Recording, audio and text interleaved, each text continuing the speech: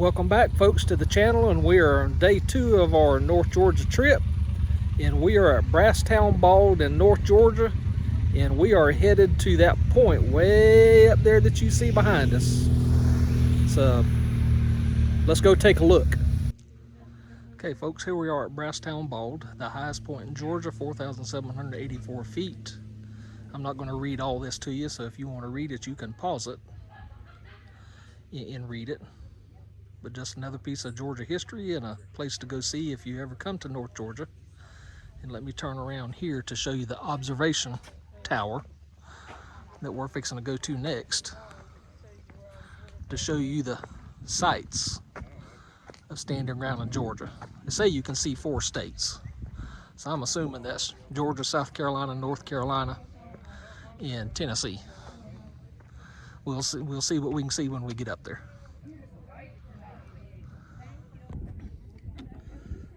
Okay, that's from where we left off before. Just coming around for view number 2. Beautiful lakes, river, whatever that is. I don't know what that is down there. If I can zoom in a little bit here for you.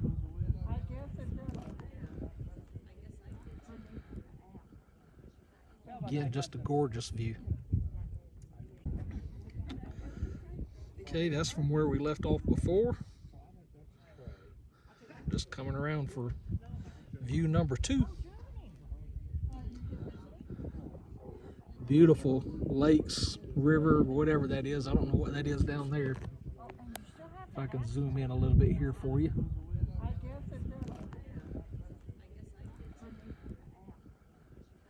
Again, just a gorgeous view.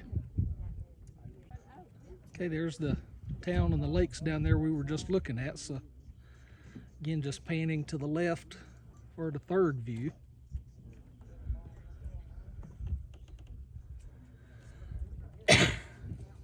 There's a display board right here in front of me. As I said, I think we were 4,784 feet above sea level, but there's a few spots in North Carolina that are 5,570 and 5,470, 5,014, and even one that's 6,600 feet above sea level. So pretty high up right there. Okay, here's our 4th and final view. Again, just such a majestic viewpoint. And I'm standing in front of another signboard. You can see it right here. It talks about the Appalachian Trail. And it says that we are at the base of the southernmost terminus in Georgia to its northernmost terminus at Mount Katahdin, if I say that correctly, in Maine. It was first established as a scenic trail in 1968. And I know a couple of people that have walked parts of it, and their goal in life is to walk the whole thing, but they have not done that. And 79 miles of this trail is in the state of Georgia.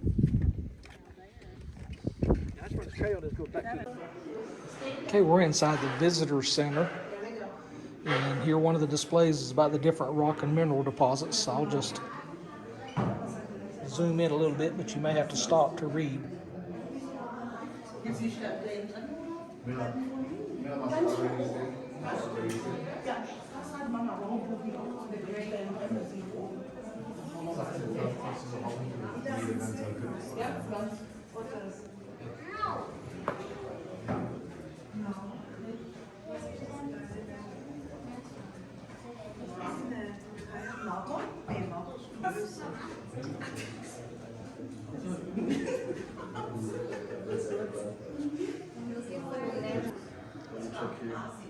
Here's some different evolving weapons that was used by the Indians.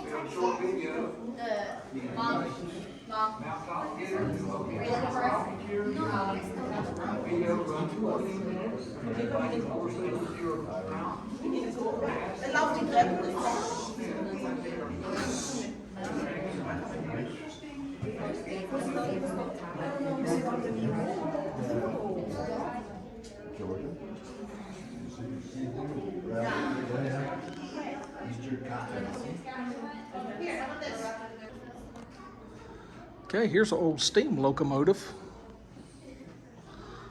named the Climax.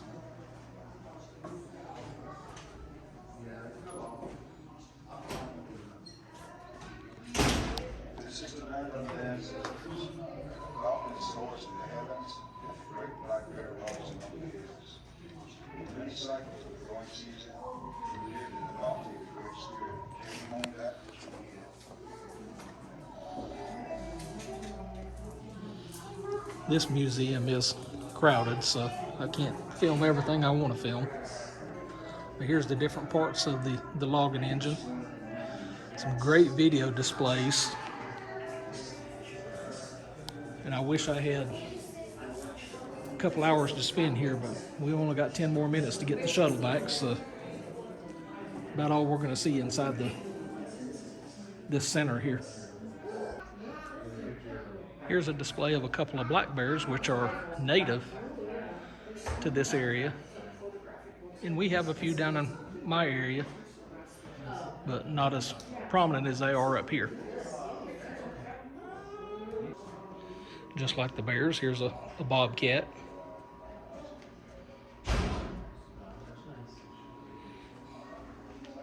Got a fox right here. Of course, I'm on the wrong side of the display, so you're looking at the back of him.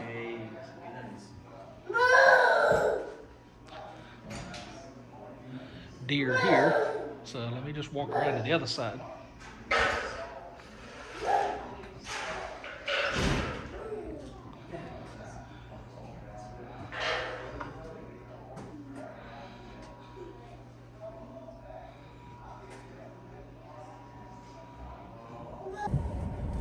Okay, folks, we're leaving the mountaintop and headed back downhill, and I wish I'd have filmed this coming up, so I'm going to try to film it going down, and it's going to be time-lapsed because it's about a 4-mile ride, but it is 5 to 10 mile an hour, so I'm going to time-lapse it and let you see all the curves and switchbacks.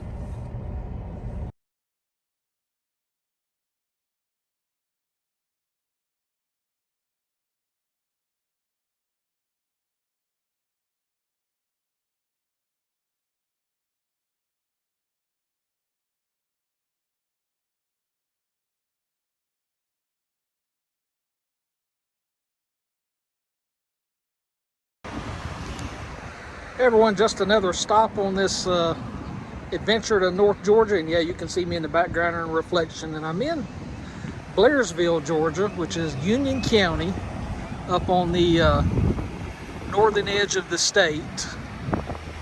And as you know, we just came from the mountain that showed 4 states, and here the flags are at half-staff in memory of Senator Dianne Feinstein. Don't agree with her politics at all, but you know, do want to honor her position as a senator for the United States. But back to this building here, and I'll show more of it in a minute. I guess it's the original courthouse, or maybe not the original courthouse, because there's still a clock up there. Don't know if there's a bell in there, but here is a bell in a clock.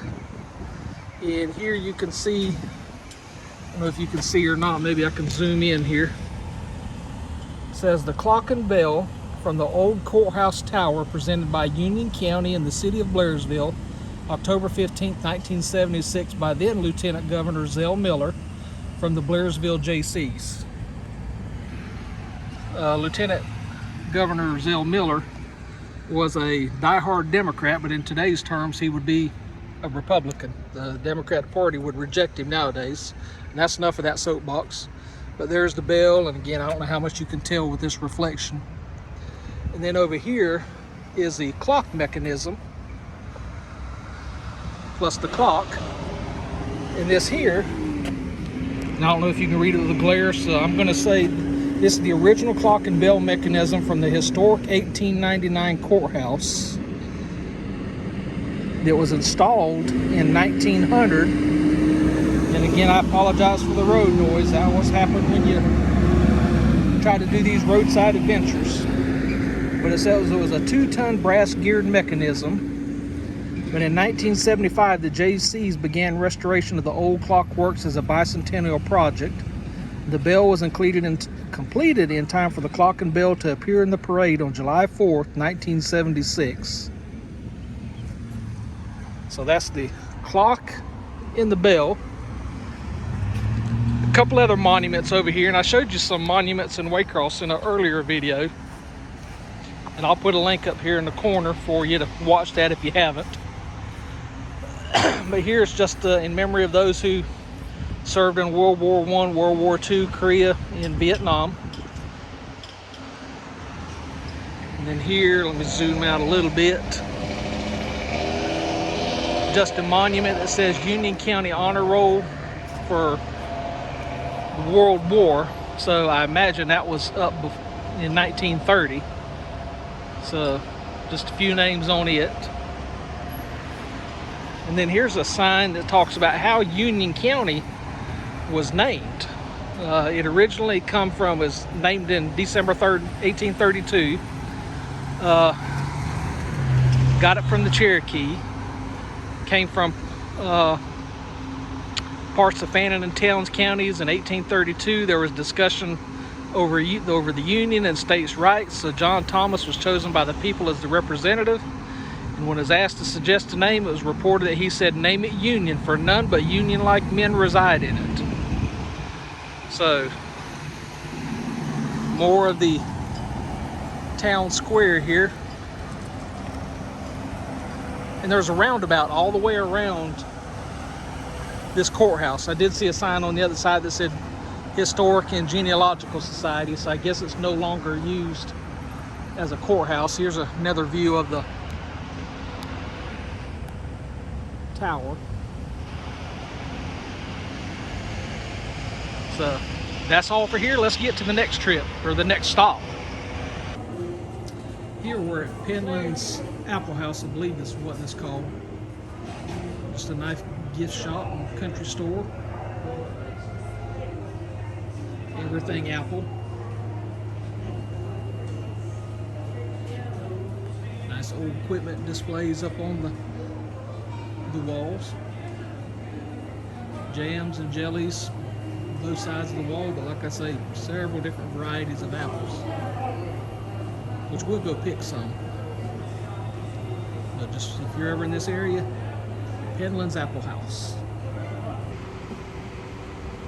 Okay, we've left Penlands Apple House and come right across the street to the, I hope I zoom out where you can read it, to the Panorama Farm Market, of course, and then they also have Panorama Orchards. Here's the inside of the Panorama store. See Nana and Jackie going there.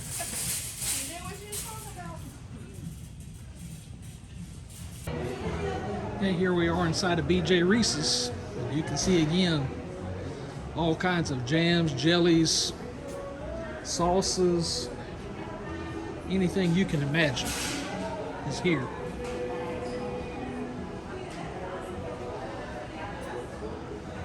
Got some cider.